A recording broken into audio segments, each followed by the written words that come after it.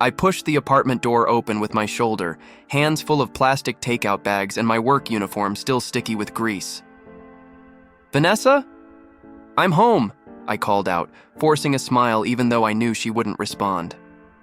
She was standing by the couch, arms crossed. Her suitcase sat by the door. "What's going on?" I asked, confused. "Are you going somewhere?" She didn't answer at first. Her eyes were cold, distant. "I'm leaving, Ethan." My stomach dropped. "What?" "I can't do this anymore," she said, voice flat. "I'm tired of living like this, tired of pretending we're okay." I put the bags down slowly. "Pretending? Vanessa, what are you talking about? We've had a tough few months, but years, Ethan. Not months. Years," she snapped. "You've been working 3 jobs and we still can't pay rent without borrowing from your aunt. I'm done." "I'm trying," I said, my voice cracking. "You know I'm trying." "Trying isn't enough," she said. "I want more from life. I want to be seen. I want to be valued. I want to feel like I'm not wasting my youth in a box with broken tiles and expired groceries." I moved closer. "You're not wasting anything. We're building something, together." "No, Ethan. You're surviving. I'm drowning." I paused, searching her face. "Is there someone else?" Her silence hit harder than any answer could have. "Wow," I whispered. "So that's what this is." "I didn't plan it," she said softly. "It just happened." "Who is he?" "It doesn't matter." "It matters to me," I said. "You're my wife." "Not for long." She pulled papers from her bag and set them on the coffee table. "I had them drawn up last week. All you need to do is sign." I stared at the papers, then back at her. "You were planning this? I've been thinking about it for months. And you couldn't talk to me first? You just found someone richer and bailed?" Her jaw tightened. "He's not just richer. He sees me. He listens. He makes me feel like I matter." "I see you, Vanessa," I said, barely holding it together. "I've been killing myself out there just so we can have a future. I don't want a future that looks like this." "You mean with me?" She didn't deny it. "Please don't do this," I said, stepping closer. "We can fix this. Whatever's wrong, we can work through it." "I don't want to work through anything. I want out." I felt like I was watching my life collapse in real time. "So everything we built, none of it meant anything to you?" "It meant something," she said quietly. "But it's not enough anymore." Tears blurred my vision. "I thought you loved me." "I did," she whispered. "But love isn't paying the bills. Love doesn't keep the lights on. I'm tired, Ethan. I want a life that feels like living." "And walking away from your husband is what living looks like?" She picked up her purse. "Goodbye, Ethan." "Vanessa." She opened the door. "You'll be fine. You're used to surviving, right?" Then she was gone. I stood there for a long time. Minutes, maybe hours. My knees gave out eventually, and I dropped to the floor beside the coffee table. The divorce papers stared back at me. I didn't cry at first. I just sat there numb. But when I finally broke, it was ugly. Deep, chest-crushing sobs that echoed through the silence she left behind. I picked up the pen. I didn't sign. "Not yet, HP2 Ethan. Can I see you in my office?" Mason didn't even look up when he said it. I already knew what was coming. I followed him in, the cheap carpet crunching under my boots. "You don't have to do this," he sighed, shutting the door behind me. "I do. Upper management's cutting hours, and frankly, you've been distracted. I've worked doubles for 3 months straight, and you've also missed 2 shifts last week. My wife left me. Yeah, and I'm sorry, but this is business, not therapy." He pointed at the file on his desk. "You'll get your final paycheck by Friday." I stared at him. "That's it?" "That's it." I walked out without saying anything. That night, I sat in my car, engine off, headlights pointed at nothing. My apartment key felt useless in my hand. Rent was due, and my bank account was laughing at me. The next morning, I slid the key under the landlord's door and drove off. 2 hours later, I parked outside Liam's place. I didn't want to knock, but I did. He answered in a hoodie, hair a mess. "Bro, damn, you look like hell." "I lost my job." "Seriously?" "Yeah, and the apartment." "Come in," he said, stepping aside. "You're staying with me." "I can't, man. You're not sleeping in your car." I looked away. "I already did last night." He rubbed the back of his neck. "You need food?" "No." "Clothes?" "No." "You need to stop acting like you deserve this," he said. "I do," I mumbled. "I wasn't enough. Not for her. Not for the job." Liam threw his arms up. "Jesus, Ethan, you worked yourself to death and she still left." "That's not on you." "She said I had no ambition. You were killing yourself to make rent." "Well, apparently that wasn't enough." He exhaled hard. "At least stay for a few days." "I can't. I'd just bring you down." "Bro, I'll call you," I said, walking back to the car. I didn't. I drove for hours, no destination, just movement. Eventually, I found myself outside Aunt May's house. Her porch light was on. That old cracked gnome still sat on the steps. I hadn't been here in years. I sat there for a long time before finally knocking. She opened the door with a confused frown. "Ethan?" "Hi, Aunt May." She stared at me. "What happened?" "I don't know." "Well, come in then." The warmth hit me immediately. Cinnamon, old furniture, quiet. She led me to the kitchen. "Sit," she said, pouring tea without asking. "I'm sorry," I whispered. "I shouldn't have come like this." "You're always welcome here. I didn't know where else to go. You don't need to explain. I lost everything." "You didn't lose me." I looked down at the table. "I don't even know who I am anymore." "You're Ethan, the same boy who built a treehouse with broken wood and one hammer. That boy had dreams. He still does. He's just tired." I didn't answer. That night, she gave me the old guest room. Faded blankets, one small lamp. But it felt like safety. Rain started falling sometime around midnight. I couldn't sleep. I got up, walked into the kitchen, and just stood there in the dark. My chest tightened, my throat burned, and before I knew it, I was leaning against the counter, crying silently. I covered my mouth, not wanting her to hear. This wasn't supposed to be my life. I was supposed to have a wife, a home, a career. Instead, I had a broken heart, a trash bag of clothes, and no direction. I didn't even know how to start over. I just knew I had to. And for the first time, I said it out loud. I can't stay like this. Not anymore. I sat in the corner booth of a coffee shop I couldn't afford, nursing the same cup of black coffee for 3 hours. My laptop was dead, but my sketchbook was open. I kept drawing the same logo over and over, adjusting lines, tweaking curves. It was stupid. Just a concept for a brand that didn't even exist. "You design?" a voice said beside me. I looked up.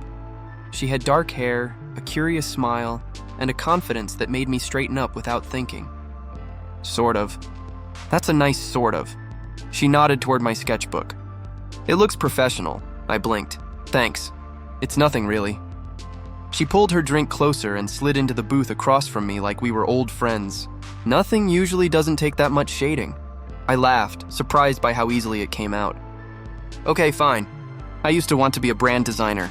What happened? Life, divorce, homelessness, the usual." She didn't flinch. "That sucks." "Yeah, I'm Ava, by the way." "Ethan." "Well, Ethan, can I tell you something?" "Sure." "You're way too talented to be sitting here hiding behind bad coffee." I glanced down at my sketchbook. "It's not hiding." "It's surviving." "Still, you should be charging people for this." I shrugged. "Nobody's hiring someone with no degree and no real clients." Ava tilted her head. "You ever hear of Fiverr, Upwork?" "Yeah, I've browsed." "So try it. I've got nothing to show. You've got that." She pointed again at my drawing. I stared at her. Why are you being nice to me? Because I know what it's like to feel invisible. I didn't know what to say to that. She reached into her tote bag, pulled out a sleek tablet, and slid it across. Here, use mine. What? No way. It's just sitting in my bag. You clearly need it more. I can't accept that. Don't make me force you, she said with a smirk. Look, you said you've got nothing. Start here. Make something. I hesitated, then took it. Just to test a few designs. Exactly. Over the next few hours, I drew like my life depended on it. She watched me work in silence, sipping her drink, sometimes offering suggestions, sometimes just smiling. When I finally paused, my hands aching, she leaned forward. That's incredible. Thanks, I said, trying not to sound too proud. Feels good to actually create again. So upload it. I blinked. What? Fiverr. Make a profile. Post the logo as a sample. Now? Now. I sighed but opened the browser.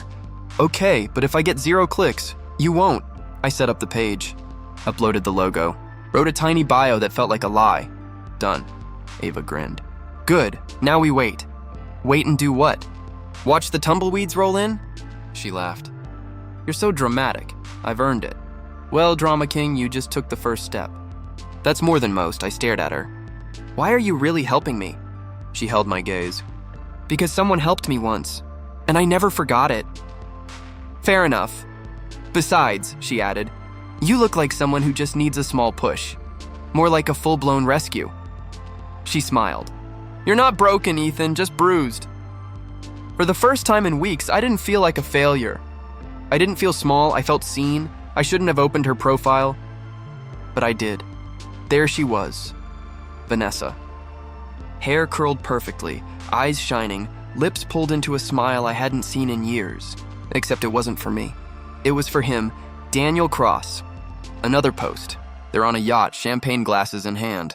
The caption read, Manifesting worked. Private island, Akru's grateful. My jaw clenched. Private island? I couldn't even afford my own Wi-Fi 2 weeks ago. I scrolled more. Rooftop dinners, red carpets, matching designer clothes. The comments made it worse. You two are couple goals. I always knew you'd end up with someone better. This is the glow-up you deserved, girl. I shut the phone. Opened it again. Why couldn't I stop? The notifications kept coming. One buzzed from someone unexpected, Emily Carter, Vanessa's younger sister. I hesitated, then tapped it open. Emily. I just want to say, I never agreed with what she did to you. I stared at the screen. My fingers hovered over the keyboard. Me, thanks. That means something, Emily. She's pretending she's happy. Trust me, it's all for show. I paused. Me. I'm not looking to hurt her. I just want to move on, Emily. You will. And she'll realize too late what she gave up. I didn't reply. I put the phone down and let out a slow breath. She really traded me in, I muttered. Ava looked up from across the table. You talking to me? No, just ghost from the past. She post something again? I nodded. Yacht this time. Ava leaned back. You always compare yourself to her? Not always. Just when you're trying to hate yourself a little more? I laughed, dry. Pretty much. She's not your finish line, Ethan. I know. Then stop acting like she is. I looked away. It just stings, that's all. Yeah, because you loved her. But you don't anymore, don't I? Ava locked eyes with me. You love the idea of her, but you don't know her anymore. I stayed quiet. She chose money, she said. You're choosing growth. Which one lasts? I nodded slowly. Growth. Exactly. I picked up my pen and opened the sketchpad. Okay, time to drown her out. That's the spirit, Ava smiled. Prove to yourself that you're worth more than her caption likes. Dude, Liam's voice cracked through the phone. You're blowing up. What? Check your Fiverr page right now. I opened the app and nearly dropped my phone. Wait, that logo I did last week? Yeah, your client posted it on Twitter. It went viral. Over 100,000 likes, I blinked. No way. Way. And your page? It's got like, what? 60 new requests? 60? I grabbed my laptop and refreshed. Oh my God! Ava walked into the room, coffee in hand. Good news? I think I just went viral. She raised an eyebrow. For what? Falling down the stairs? I turned the screen toward her. That logo for the podcast guy. He posted it. People are loving it, she leaned in. Whoa, that's legit. Look at the comments. One caught my eye. Who's your designer? This is Clean F, I grinned. I think I just became a designer again. Correction, Ava said. You never stopped being one. The next morning, I got an email from someone named Donovan & Co. Subject line, branding inquiry. Urgent, I clicked it fast. Hi, Ethan. I saw your work on social media. I'm launching a tech startup and we're looking for brand identity design. Your style fits what we need. Are you open to a call tomorrow? Jonathan, Donovan, and I reread it twice. Ava, she ran in. What? I think a real company just emailed me. Real like, how real? Startup, branding, urgent. Show me. She skimmed it. This sounds serious. What do I do? You say yes? Won't I look desperate? You are desperate, she said, smiling.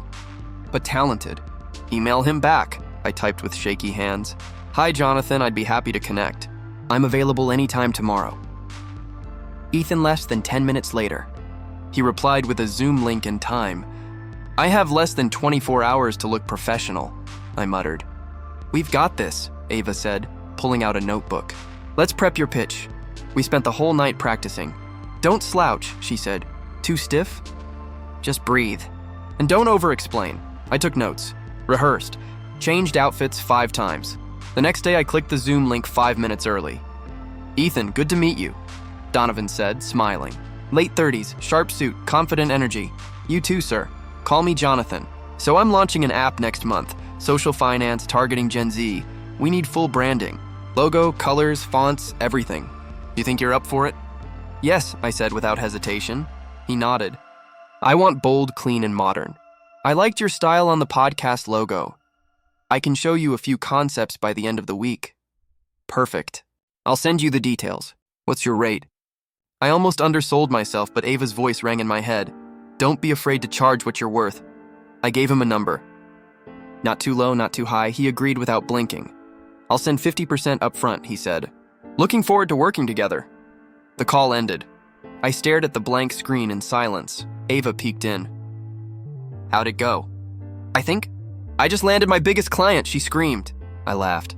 That night, I opened my email to see the payment confirmation. $2,000. My chest tightened. Not with fear, but with relief. Within a week. I had 4 more clients. I moved out of Aunt May's and into a small studio apartment downtown. When I unpacked, I found the envelope of saved receipts from my nights in the car. I didn't throw them away. I put them in a box labeled Never Again. Then I sat down and wrote a card. Dear Aunt May, I don't know where I'd be without your kindness. I'm finally standing again, and it's because you gave me a place to fall. Please accept this check. With all my love, Ethan, I folded the check inside and sealed it. For the first time in a long time, I didn't feel like a failure. I felt like a man rebuilding his life, one logo at a time. My phone buzzed as I was reviewing a client's draft. I almost ignored it until I saw the name, Vanessa. Can we talk? Just for a bit? Please, I stared at the screen for a long time. Another text followed. I just need to talk to you, I typed, deleted, typed again, then finally when. We met at the same cafe where I'd first sketched Ava's tablet. Vanessa walked in slowly, eyes scanning until they landed on me. Her hair was up, her coat expensive, but her face looked tired. Thanks for meeting me, she said, sitting down. I nodded but didn't speak. I wasn't sure if you'd even respond, she added. You were. She looked down at her hands. I know I have no right to ask, but I didn't know who else to talk to. I waited. It's Daniel, she finally said. He's not who I thought he was. I raised an eyebrow. Really? I mean, he was charming at first, sweet, generous, but then he changed. Controlling, distant. I kept my eyes on her. I didn't owe her sympathy. He doesn't listen to me, she said quietly. And when he does, it's with judgment. Like I'm a burden. Sounds familiar. She flinched. I deserve that. More, she nodded. I know, silence hung between us. I'm not here to beg, she said, glancing up. I made a mistake. A huge one. I thought I was chasing happiness. But it was just noise. Noise you picked over me. I know, she whispered. and I regret it. Every day I looked out the window. Why now? Because I'm lonely. Because I miss you. Do you miss me or do you miss being loved? Her lip trembled. Both. I'm not the same person you left, Vanessa. I can see that. She reached across the table. You look good. I didn't move. I think about you all the time, she said. What we had, what I threw away. You didn't throw it. You set it on fire, she blinked rapidly. I didn't know it would be like this. You had a choice. You made it. I was scared. So was I. But I stayed. Her hand brushed against mine. I still care about you. I pulled my hand back. Her face fell. Is there someone else? My phone buzzed on the table. Ava. I smiled. Yeah, there is. Vanessa looked at the screen. Ava? I answered. Hey, I'm just finishing up. Can I call you in 10? Ava's voice was warm. Take your time. Just wanted to hear your voice. I'm glad you did. I ended the call slowly. Vanessa stared at me. She sounds nice. She is. Silence again. I'm happy for you, she said, though her voice wavered. I leaned back. You should go, Vanessa. Will I see you again? I don't think so. She stood slowly. I guess I deserve that. You deserve the life you chased. She opened her mouth, then closed it again. As she walked away, I didn't feel angry. I felt free. My phone wouldn't stop buzzing. Ping, ping, ping. I groaned and reached for it. Half asleep. Headline: Tech investor Daniel Cross under federal investigation for fraud. I sat up fast. No way. Another article followed. Luxury assets seized. Dozens laid off. Vanessa Carter's name removed from joint holdings. I blinked. Then I laughed. Quiet, disbelieving. A text came through. Emily. You seeing the news? Me. Yeah, I just woke up to it. Emily. She moved back in with mom and dad. Me. Vanessa? Emily. Yep, no more penthouse. No more private chefs. Just her old bedroom and bad lighting. I stared at the screen. Emily. I know you probably don't care, but I thought you should know. Me. I care more than I should. But not the way she wants. Emily. Fair. Me. You okay? Emily. Honestly, relieved. It's like karma finally got tired of waiting. Me. Took its sweet time. Emily. Sure did. You good though? Me. More than good. App launch is in 2 days. Emily. Proud of you. Me. Thanks, Em. I put the phone down and exhaled slowly. There was no joy in her downfall. Not really, but there was closure.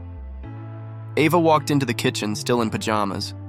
Why are you smirking at your cereal? I handed her the phone. Daniel got exposed. She read the article, eyes widening.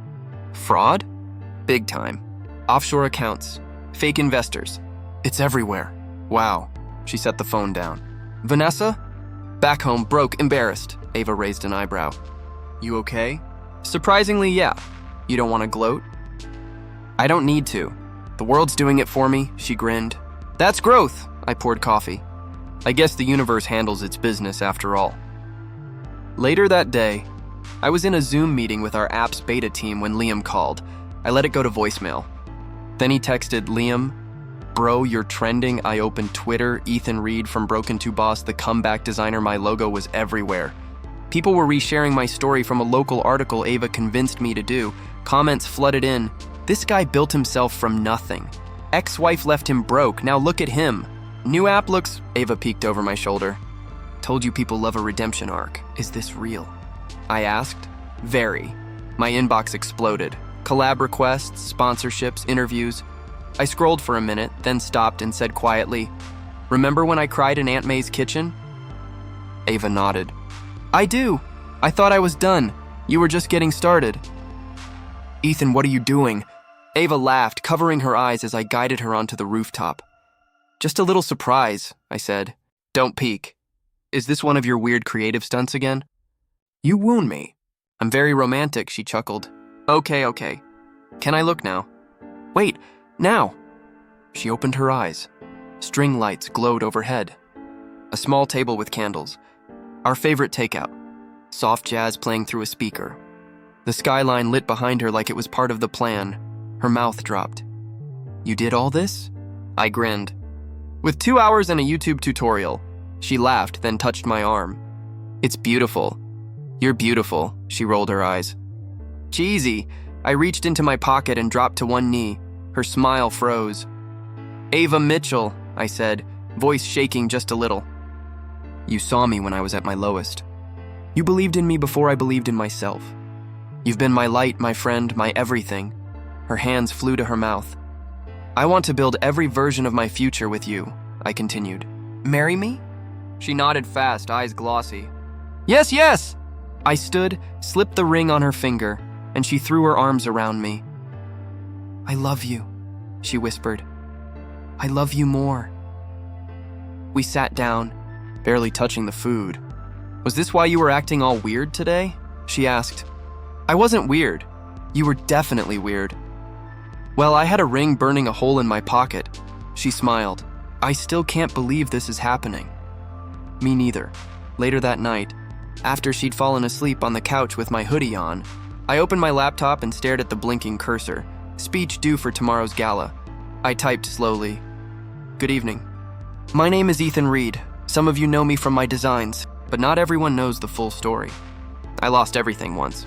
I was fired, broke, and left behind. But failure wasn't the end. It was the reset I needed. I paused, staring at the words. Then I kept typing. Ready? Ava adjusted my collar, her fingers soft against the fabric. As I'll ever be, I said, checking my reflection. The custom suit felt unreal on me. Tailored, sharp, mine. She smiled. You look like someone who owns the room. I'm still just the guy who sketched logos in coffee shops. And now you're the guy who built an empire from that coffee shop. Someone knocked. You're on in two, a voice called through the door. I turned to Ava. Whatever happens out there. I'm proud of you, she said, finishing the sentence for me. We kissed and I stepped into the hallway, then onto the stage. The spotlight hit fast. Applause thundered. My heart pounded. I walked to the mic, took a breath, and smiled. Good evening, everyone. I'm Ethan Reed. More claps. A few cheers. Some of you know me as a designer, some as a founder. But 3 years ago, I was just a guy trying not to fall apart in a Walmart parking lot. Laughter rippled. I let it sit. I had nothing. No job, no money, no home, no plan. And then someone said something simple to me. You still matter. I paused. That person's here tonight. Ava, my fiancée. She smiled from the front row. My voice caught for half a second. She reminded me that value isn't about your bank account. It's about your belief in yourself. Applause again. I also want to thank my team. You all turned late nights into a living, and I'll never forget it. I scanned the room, faces glowing under chandeliers, and then I saw her, Vanessa, back of the room, alone, eyes locked on me, her lips parted, her shoulders stiff. I held the moment. No hate, no hurt, just quiet. Then I smiled. She didn't smile back. I turned my attention forward. And lastly, I continued, I want to thank the people who let me go when I was still growing. You gave me a chance to rebuild. Vanessa's eyes filled. She blinked fast, but it didn't stop the tear that slipped down her cheek. I'm not bitter, I said. I'm grateful. A hush fell over the crowd. Because without rock bottom, I'd never know how high I could rise. Ava stood, clapping first, then everyone followed. I stepped back from the mic, heart thudding, but calm. Someone handed me a glass of champagne backstage. You killed it, man, I nodded. Felt like closure. Ava joined me, eyes shining. You saw her, didn't you? Yeah, you okay? I looked down at her ring, then back into her eyes. I've never been better.